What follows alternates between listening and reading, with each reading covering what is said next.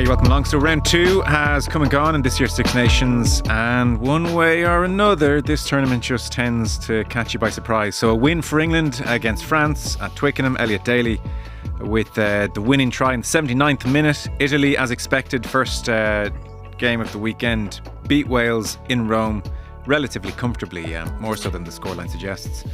And the Irish run against Scotland continues. 11 wins in a row and counting. Happy to say Ian Madigan with us. Hey Ian. Hey Joe, how you going? Yeah, really enjoyable weekend of rugby. 3 good contests, and Ireland roll on. The Grand Slam's still alive. The only team that can say that. I know. I saw it all starting to align a little bit early. So our rugby coverage is with thanks to Energia. They sponsor rugby in Ireland at all levels. Grassroots with the Energia AIL, official partner to Leinster Connacht, the Irish men's and women's teams, and the Energia Rugby for All initiative supports inclusion, welcoming everyone of all abilities to participate in the game. Energia.ie/rugby is where you can find out about their exclusive home energy offers for rugby fans. So let's start with Scotland yesterday. 18 points to 32 against Ireland. It's kind of all the build-up, and then 8 minutes in, Robbie Henshaw scores a try. It's 17-0 after half an hour. Finn Russell, Darcy Graham, both gone. Scoreboard flatters Scotland was one of the points I saw made quite widely afterwards. Yeah, like as a contest, it was over. Like the last 20 minutes really fizzled out. I was doing commentary for version just for the highlights show, thank God, because I wouldn't wish it on anyone to be commentating on the last 20 minutes when it's away from home and the away team is leading well and the bonus point is boxed off. The Scots are trying to just, put a bit of credibility to that result. But I felt Ireland dominated even when Finn Russell and Darcy Graham were on. They turned the screw with a passage of play in that first half where I think it was started with Keenan puts in a good kick, and then Ireland really apply maximum pressure to the Scots. They ultimately couldn't deal with it. They get that, try to go 17-0 up. Look, we took our foot off the gas and the Scots dominated before and after halftime. But then once we felt the pressure again, it's like, yeah, we've got more gears that we can go to. We then applied pressure, got the points. And when that try from Conan was scored, it was game over at that stage. Yeah. To get ahead of ourselves, there is a significance here for Irish rugby if the Grand Slam does come into view, in that the Andy Farrell sabbatical is going very well. And if Simon Easterby was to win a Grand Slam and then just return to his old role and bide his time, he's probably hard to displace as next man in waiting. Like this could have a very significant effect on everyone from Ronan O'Gara to others. Yeah, well, look, he's done a brilliant job. He's really adapted the Irish game, attack in particular within a 2-game period. By him performing well, he'll also give himself options, whether he wants to maybe coach in Wales, coach Australia, coach England. He'll be a man who'll be in demand, and it will be up to Ireland to put together a package to keep him. Just a broad point, and we'll get into the specifics of yesterday, but you can't not note the record, particularly when you consider this is a good Scottish team now. They have world-class players, and what's more, they beat other teams. So they have won 5 of 7 against England. They have beaten France 5 times under Gregor Townsend. They have 4 wins of 5 against Australia. Why is this rivalry so skewed in Ireland's favour? Why are we their kryptonite to this extent?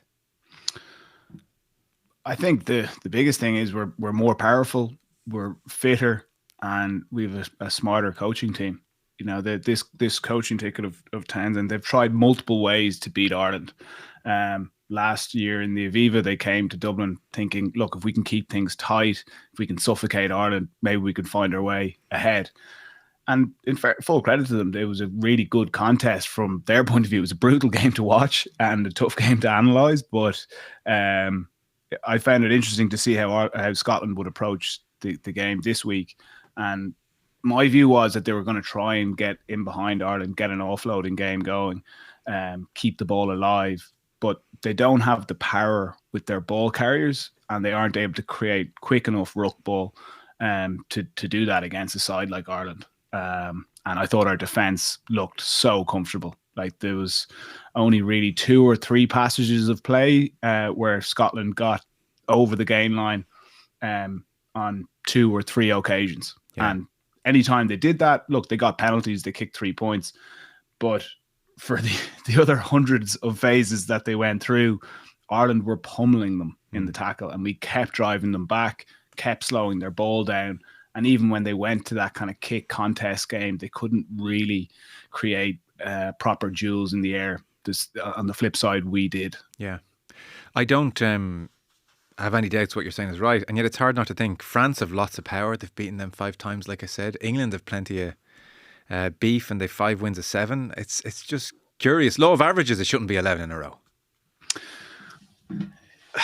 You're right in saying, yeah, the law of averages, you think they'd find a way to win. But when the Irish provinces play the Glasgow or Edinburgh, they go into the games with confidence. I know Glasgow beat Munster last year, but anytime Leinster have had to put in a big performance against a Scottish team or Scottish Glasgow or Edinburgh, they've done that and they've beaten them convincingly.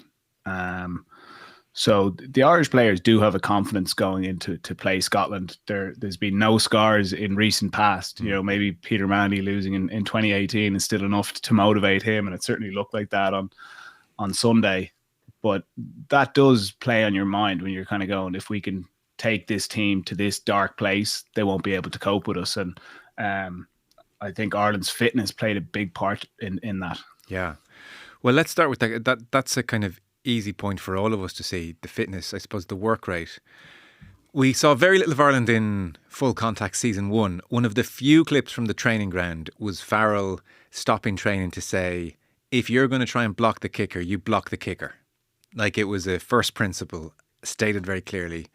And at the time you kind of think, God, show us something a bit more in depth than that. But when Prendergast and then Porter blocked down those Scottish kickers, when Gibson Park scampers back for that brilliant tackle, him and Lowe handle the what becomes a 2v2 with such intelligence, quick thinking.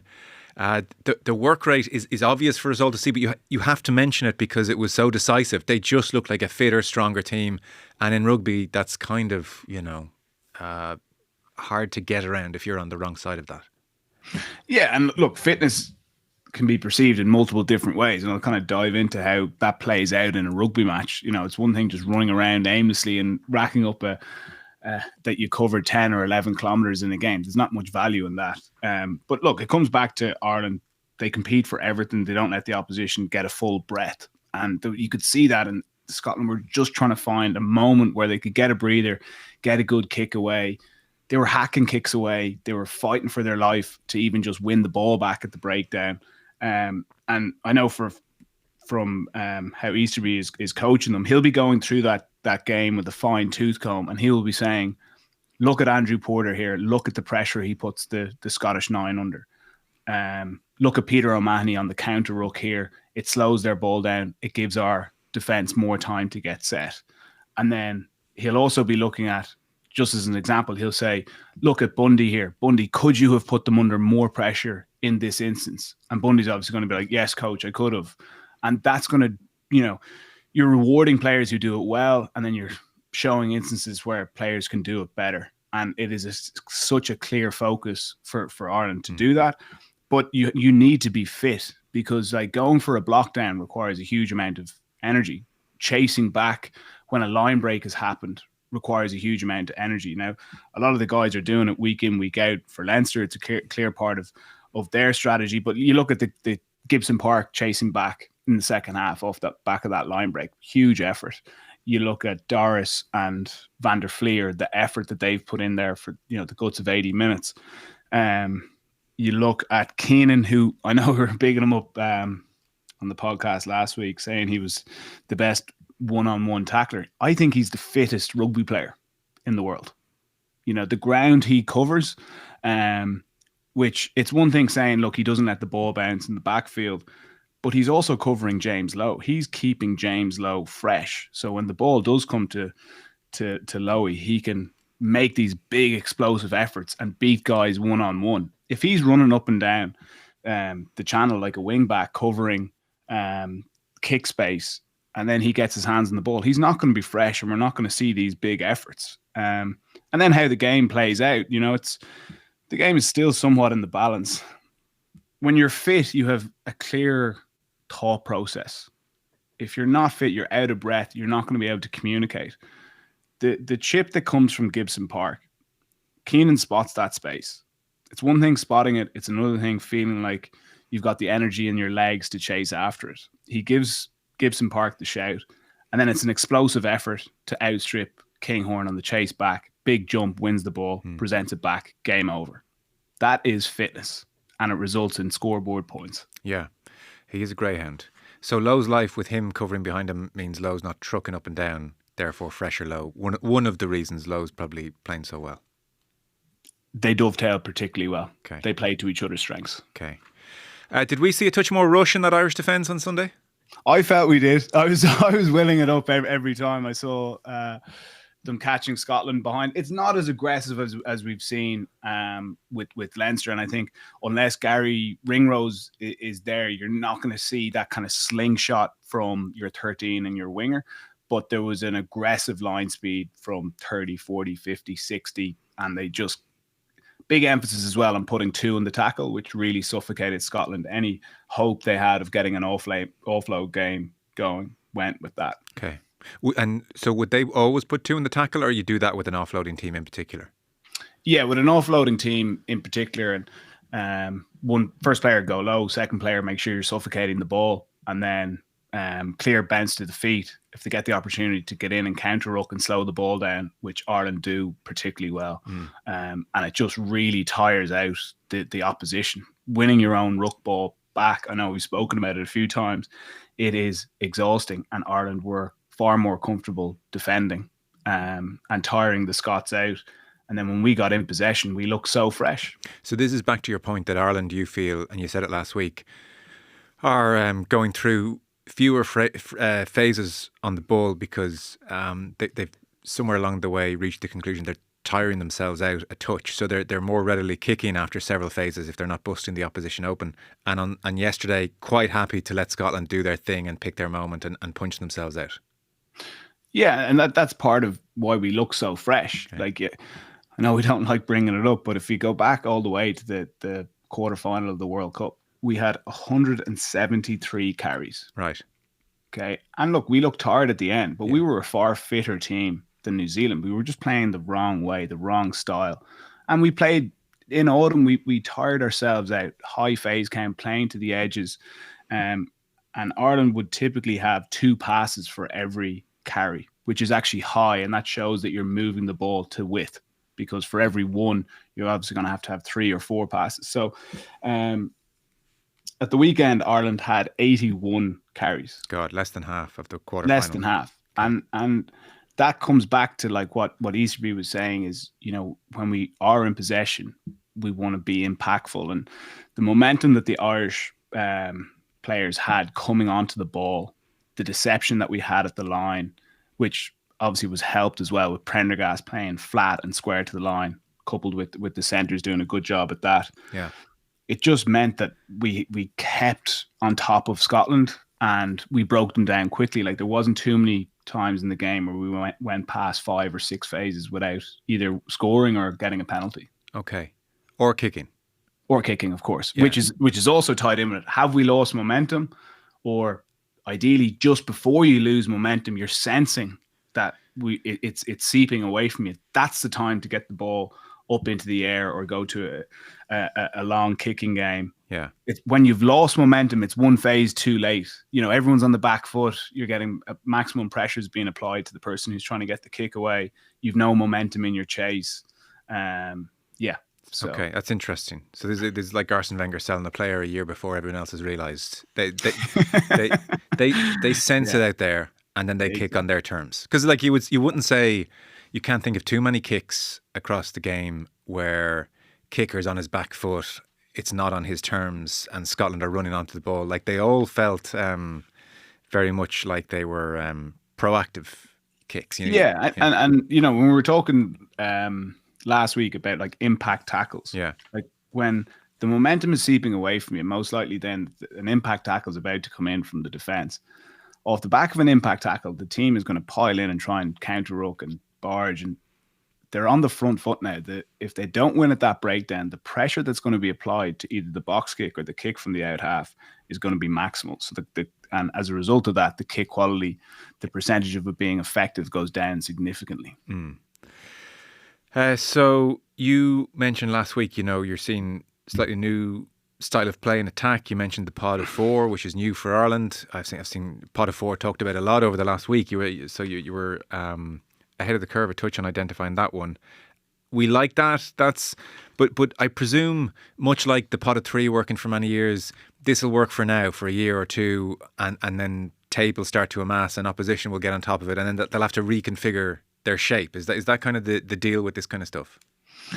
Yeah, there's an element of cat and mouse with it, and but to win a competition, you ideally need to be the first in something, and you need to be doing it effectively well. It's one thing going to a pod of four and it being effective and changing the variation of your width off 9. It's another thing having the players who have the footballing ability to do that. Right. So you can say in a team meeting, you can say, look, this is really good. We go really wide off this one. Great pass there, Gibson Park. And this is where we break them in the middle of the field. And then players are thinking, right, I'm going to call these wide pods off 9 when I get the chance. They're in the game, they call a wide one, it's not on. And they get whacked behind the gain line. Or you go to a short one when you should go to a wide one. So the point I'm making is it requires footballing ability to be able to read a game and know when to do it. It's one thing being able to run the shape. It's another thing knowing when to do it. So it's not like teams can just copy it and go, right, we're going to take that and use it. A lot of work has gone into Ireland, both practicing and executing that shape. And are many other ahead of the curve? Are many other teams using that shape? No, Bristol. I spotted Bristol using it at the start of the season, and I liked it. Okay. And I didn't say a whole lot about it, but Bristol are very novel in how they exit from their own 22. They'll try things. Sometimes they overplay and they get caught, and it really hurts them. But that's something that I saw them doing early in the season, really stretching out, because teams have to cover the backfield when they're in the opposition 22. So you're actually arguably it's the easiest place to attack, because you might only be coming up against 11 or 12 defenders, sure, versus that when you're in the other 22, you're coming up against 14 or 15 defenders. Okay, so it's a way to stretch limited numbers and then away you go. Yeah. Sam Prendergast then, I mean, there's been obviously very heated debate around Prendergast and Crowley. I mean, it's funny. I just tweeted what I thought was an uncontroversial point, that his place kicking is sweet. What a beautiful strike of the ball. Oof.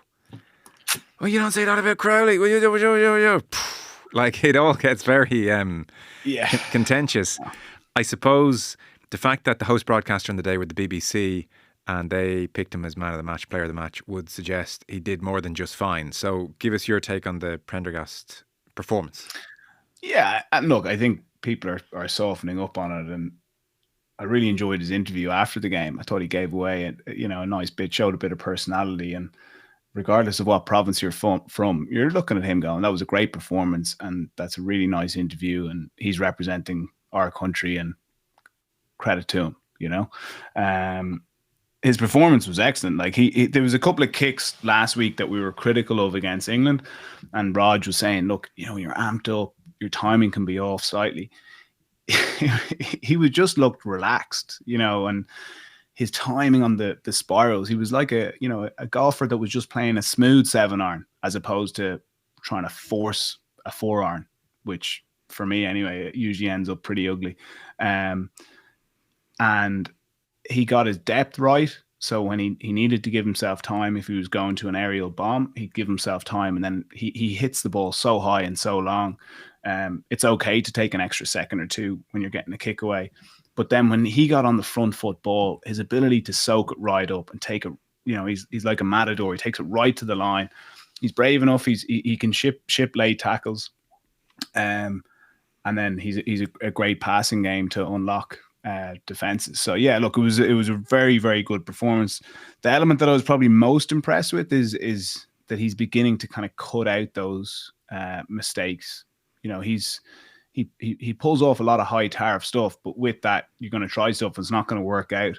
He's beginning to squeeze out those errors in his game, and he's looking like a really high percentage guy, but also has the magic to pull off the fantastic. Yeah, he cited the influence of Sexton in that post-match interview on RTE, not least with his place kicking as well. So I mean, like, to have that brain to pick is phenomenal for him. No one is under the illusion that he's filled out yet, and that when he fills out that frame, he'll be a big man. But obviously, he's light in defence, and I don't know, is his tackle technique good? Does he love tackling? Is this a thing that a player can develop? Like I spoke to one former player who once said, like, if you don't love tackling, it's very hard to ever love tackling. So he's going to be analysed now, and he can expect traffic. Yeah, and he will get traffic regardless of being a good defender or a weak defender. As a 10, You're going to come after that channel, because the 7 inside you and the 12 outside you are always going to be better defenders than you. At 6'4", it was mad seeing him standing beside Stephen Ferris after the game and Jamie. It was just, I struggled to believe that he was 6'4", but he is. That actually can go against you at out half, because you've got bodies coming at you with real momentum. If you dip and try and drive them back with your shoulders, you're just going to get a huge amount of weight coming through you. The technique that I will be using will be going low and trying to pull guys over you, so you're not actually making any real impact. You're just like Pritt stick is what we used to call it. So the person falls long over the top of you, okay, and that actually creates a good poaching opportunity. What I'd say about him in the tackle is, he's brave. Like he missed a few at the weekend, but he's given it a good go. And what that means is, at least he's influencing the attacker. They've had to do a fair bit to get away from him, which means the likelihood of someone else tackling that person goes up significantly. It's out halves who are afraid of the contact, and they're moving backwards and they're moving away. And if they miss a tackle, when that happens, there's no one either side of you that can help you out. Prendergast gets forward. If he gets beaten, there's Irish players in behind him that can cover him. I don't see his defence being a big issue. But he's competing against a guy whose defence is excellent. Yeah. Crowley's a really, really good defensive 10. Yeah. So that Pritt stick type tackle, you're almost letting the opposition momentum continue, and you're basically falling backwards, taking their legs in effect, and they fall, and your teammates will get to know that that's your technique, and as you said, poaching opportunity, because he could be a bit isolated, and that'll work okay. That'll be just fine. Yeah, the challenge for Sam is that his communication before each phase plays out is really important. So if it's off a scrum, connecting with his 9, connecting with his 12, making it clear who he's on, off line out with the likes of Josh off the back of the line out, having a clear strategy going into the game. When the opposition runs this play, I will go low. If you can come in and wrap up the ball, or in this instance, if you can come in low and I'll wrap up the ball, that suits me better in this instance. Okay. And the better he can do that, his defensive stats will improve significantly. Is he a live contender to go on the plane to Australia? Has to be. If you go through who he's competing against, I can't see Wales putting someone forward for the out half slot, so we'll draw a line there. In England, Marcus Smith was a genuine contender. I think off the back of Finn Smith's performance at the weekend, I think they'll stick with Finn Smith at out half. So that affects Marcus's stock, to get into that out half slot. And then, Finn Russell has the experience and is a really high quality player. I thought Prendergast played well against him when Leinster were playing Bath. Obviously, it's very unfortunate that Finn had to go off injured, and I would still say that Finn is ahead of him in the race. Yeah. But not only is Prendergast putting his name in for one of the 3 10 slots, he keeps going the way he's going, Joe. He's going to be running Andy Farrell's game plan. He could be the one that starts. Wow. Owen Farrell will get a pick, won't he? I'm not too sure if he will. I think he'd need to find really good form for Racing in the second half of the season. He had a nasty groin injury, which has kept him out. He's only played a handful of games. Racing have had a poor season thus far. Yeah. He would need to catch some momentum. One thing that goes in Farrell's favour is Racing are doing poorly, and they most likely won't make the barrage. If you're playing for the likes of Toulouse, you're going to miss half the tour, and that will affect the likes of Willis, Kinghorn, because of their lack of availability. It was interesting, obviously, for the last 10, 15 minutes that Crowley came on and we thought, okay, Prendergast job done, and Prendergast stayed on. Crowley went to 15, and as you've been prophesying for several months now, Hugo Keenan was moved to the right wing. So you were like, this is what I'm trying. This is what I've been saying, everyone. I guess there's a parallel. We'll come on to England in a moment with Marcus Smith going to 15 and Finn Smith at 10. You have two playmakers on the pitch. Do we think this is a good solution, viable for certain games, good for certain games, or just listen, the game was won last 10 minutes, let's just try it for the crack? Is this something that might really happen routinely? I don't think it's something that Ireland will look at to bring in for, let's say, France, for example. Yeah. No, and I'm not too sure why they did it. I'd imagine maybe Nash was cramping up or something like that. But and they're obviously keen to get Crowley on, fully deserved to get a run. But no, I don't think there's a whole lot in that from a strategy point of view. I think it works for England, and more than happy to kind of dive into why it works for them. And why not Ireland? We're not reliant on that second playmaker. Our style of play is very different. Right. Yeah. Okay, very good. One last one from that game, just to note this, because I think we really have to point this out to people. The HIA, I think, has been an issue for the game for some time. You listen to people like Barry O'Driscoll down the years, and he obviously knows a lot more than us, and he would state unequivocally that the HIA and return to play protocols have no scientific standing. He thinks this is like a cod. No scientific standing is what he says. Obviously, others disagree with him. But the comments of Gregor Townsend wouldn't inspire total confidence. He said of Finn Russell and not sending him back out onto the pitch, we decided it wasn't right. He had passed his HIA, but there were a couple of things that he was not remembering about plays. You're thinking, that doesn't give you total confidence. It was a kind of sickening head clash. Here's a guy who can't remember things he was working on during the week. I don't know what his base level is. Maybe Finn Russell always struggles to remember plays. You have to include that as a possibility.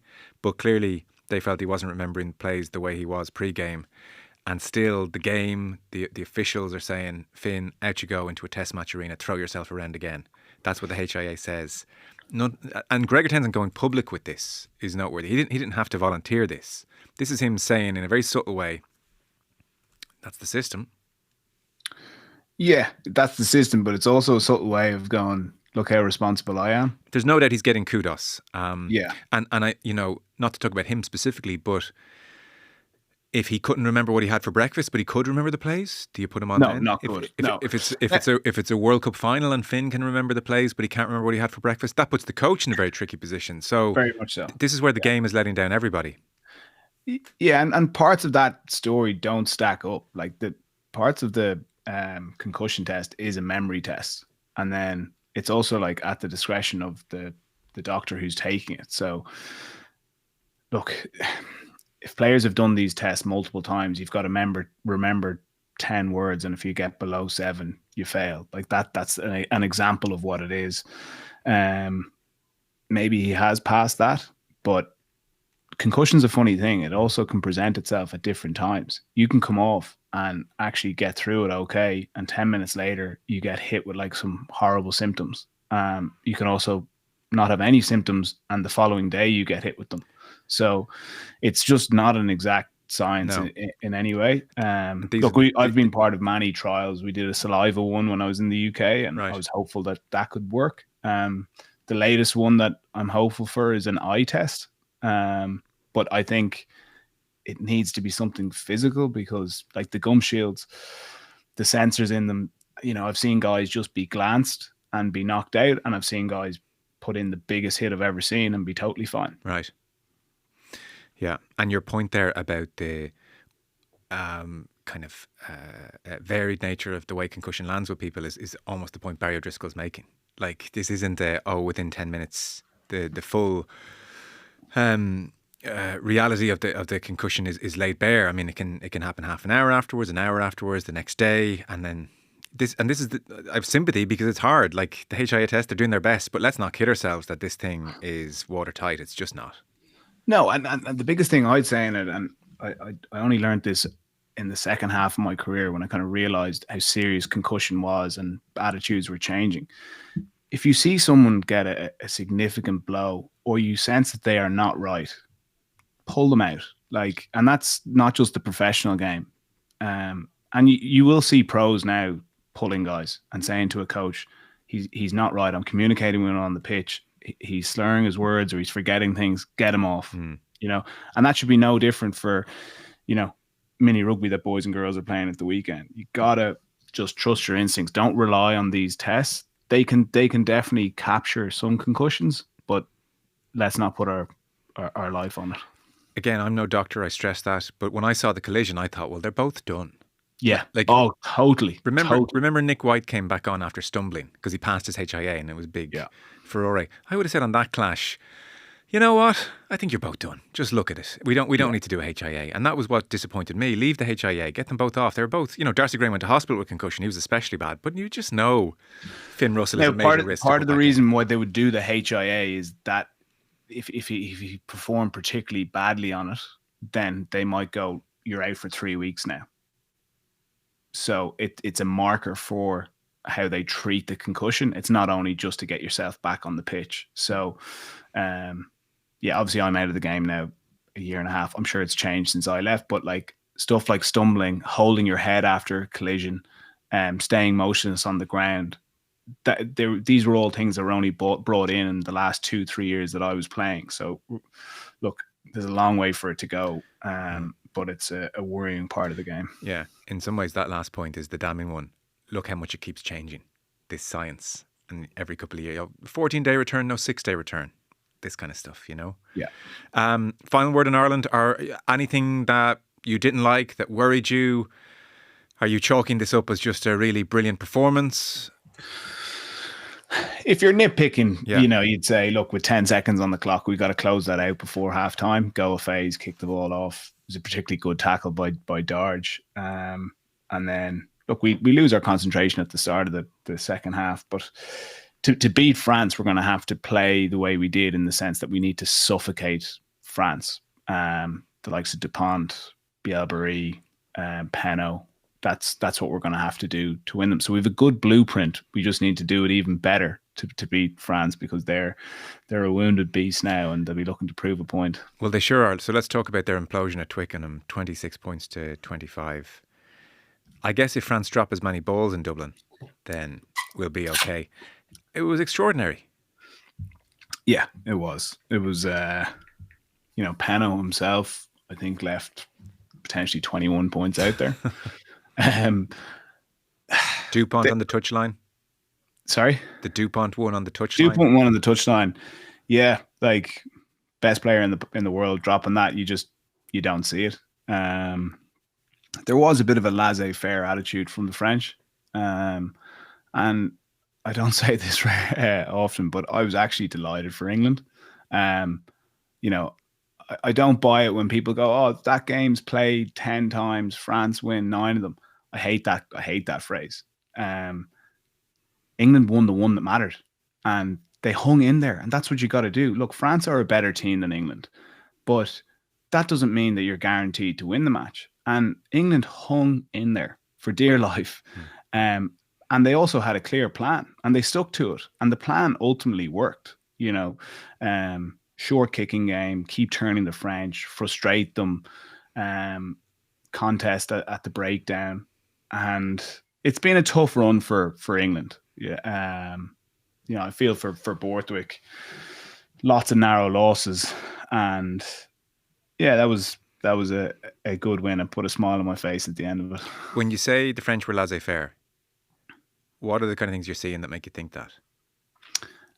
It wasn't like their lives depended on it to score a try. Their attitude with their passing, their catching, their patience, it just wasn't there for me. They didn't care enough. Whereas England, on the other side of the ledger, their lives actually did depend on it. They knew that if they lost that game and lost against Scotland, people were losing their jobs, and that showed. It's very disappointing, really, from a French perspective. They have won one championship under Galtier. This team has not won nearly enough for the talent, and yet they're kind of laissez-faire. It's inexplicable, really. Yeah. Like if an Irish team went out with that kind of attitude, we'd all be kind of hopping. Whereas the French, it's like, hey, come on, we're French, but it's so unprofessional. Yeah, it is unprofessional, but it's in their nature. And there was a bit of a trap in the sense that they thumped England, 50 odd points 2 years previously in Twickenham. They beat Wales really comfortably. Toulouse are flying, Bordeaux are flying in the Champions Cup. They go into that game and they're just thinking, we just need to do the same again and we'll be totally fine. But England knew the plan that France were going to be going into that game with. And they had a plan to counter it, and it worked. It frustrated the French. One thing that I was very struck by is in the build-up. So Finn Smith comes in at 10. We'll talk about Finn in a moment, and Marcus Smith goes to 15. And the logic that a lot of analysts had in advance of the game was, well, the French kick long, so Marcus, slightly smaller man, not least compared to Freddie Stewart, won't have to deal with contestables. Yeah, and I thought, geez, that makes sense. And he's a running threat, and he did run really well when they kick long to him. I was like, listen, I'm clearly no rugby oracle. Couldn't stress that enough. Would you not give him a few contestables? Like, why not give this guy what he doesn't want? I just couldn't believe that. Yeah, but they didn't change their strategy when Smith came in. Part of it is France kicked the ball long because they kicked the ball incredibly well long, and they've probably the best kicker or kick tenniser, as you'd call it, in Ramos. He's really good at fielding the ball. Best guy at executing a 50-22. He kicks the ball an absolute mile. The English or the French pack need to be looked after. They don't want to use up loads of energy. So that is part of that strategy. Okay. And yeah, it's been interesting in this Six Nations, the different kick strategies that have come in. Like you look at the Ireland-England game, Ireland focused on getting the ball off the pitch. They wanted to contest the English line out. They didn't want an aerial contest up at the likes of Stewart and Freeman. They probably felt that England had a good edge there.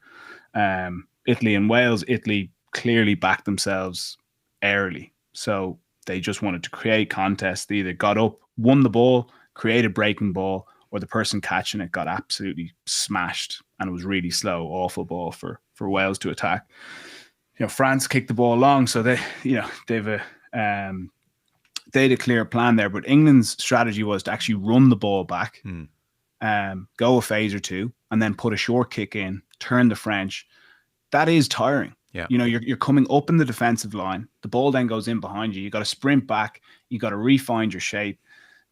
When you put those short kicks in, everyone's in a good defensive shape. Even if you don't, so you don't win the ball back a lot of the time, but you're on the front foot. Sorry, the kicking team are in a good defensive shape. Yeah, they're exactly, because you only have to run, 15, 20, 25 meters. You're talking to each other on the run. Yeah. And the opposition are running back to then turn around and get whacked. Yeah. So, no fun and to the play French against. did look disjointed. And then the icing on the cake was when Smith goes to that short kick. Like, that's pre-planned. Like, Freeman's, I think, 6'4", 6'5". Bielbury, as good as he is, I don't know, is he 6 foot?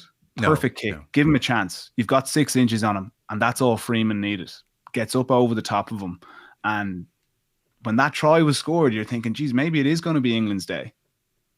Have they found it now with Finn Smith at 10 and Marcus at 15, or TBC?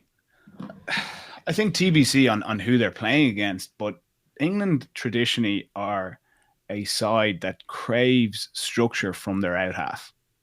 And if you look at that last try there, off the maul, goes out the back, the standard play, 9 to 12, out the back to 10.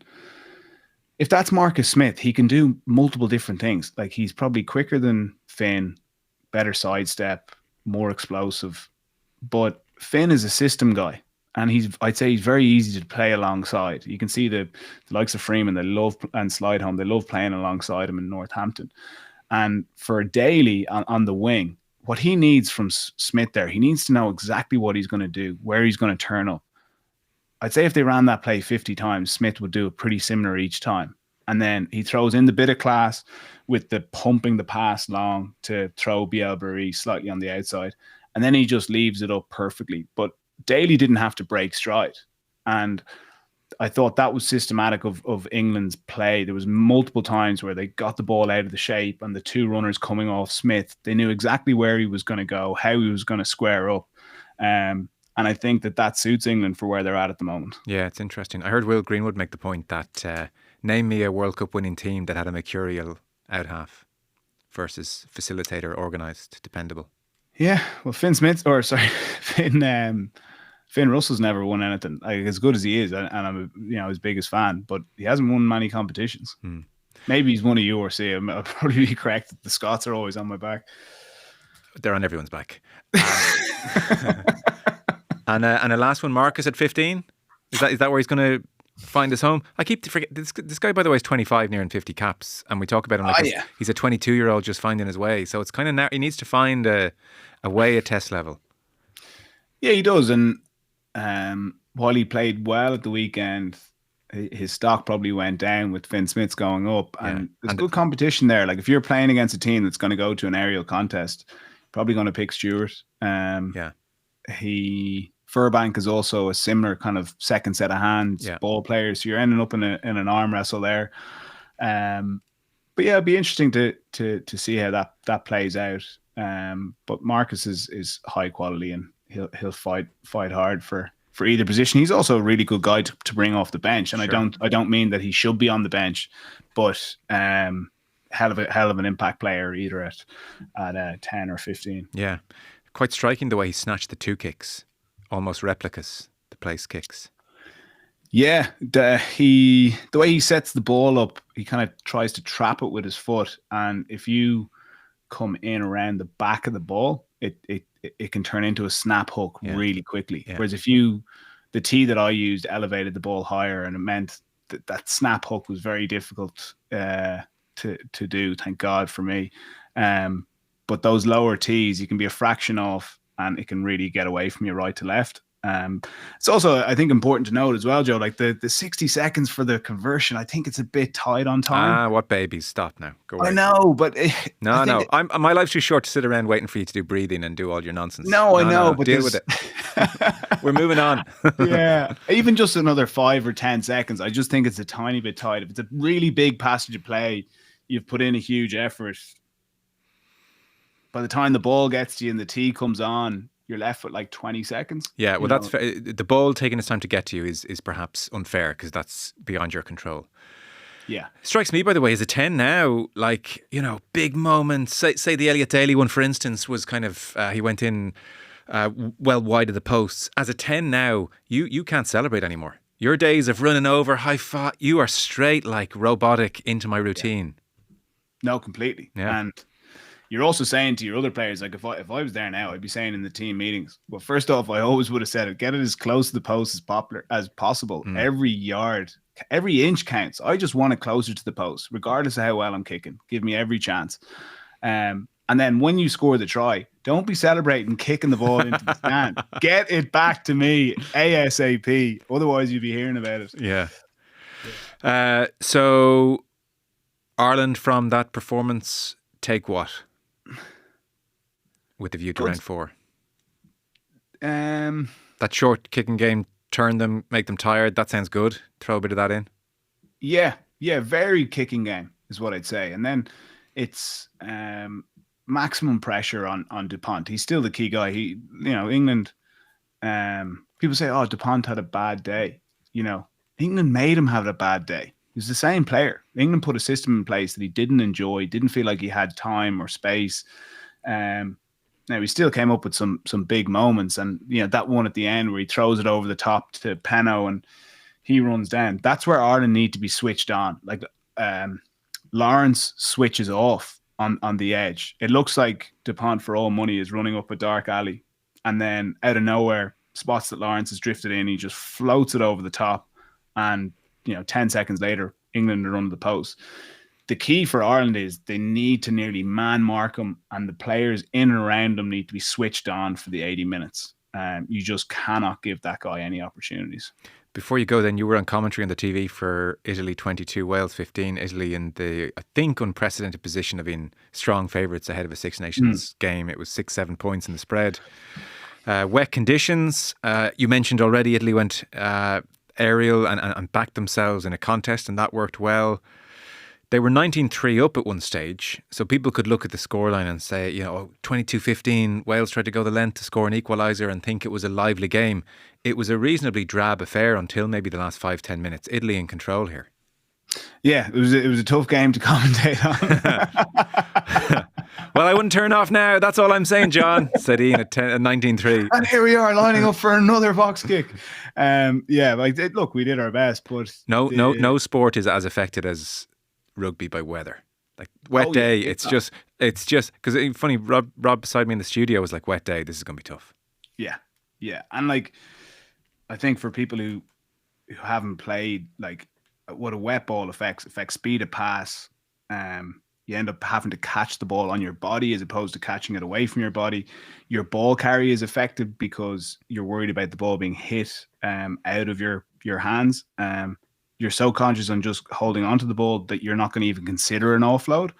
And then the biggest one that I would have had as an out half when it was, let's say it's lashing rain in the warm-up, I would be going around saying, pass the ball off the line. So give the players opportunity to catch the ball before they go into contact. And that would have reduced the number of knock-ons that we would have had, but it also would have had a negative effect on our attack. It means that soft shoulders, line breaks, greatly affected. So as a result, you're going to get a far different quality game to look at. But yeah, like I thought Italy had a clear plan.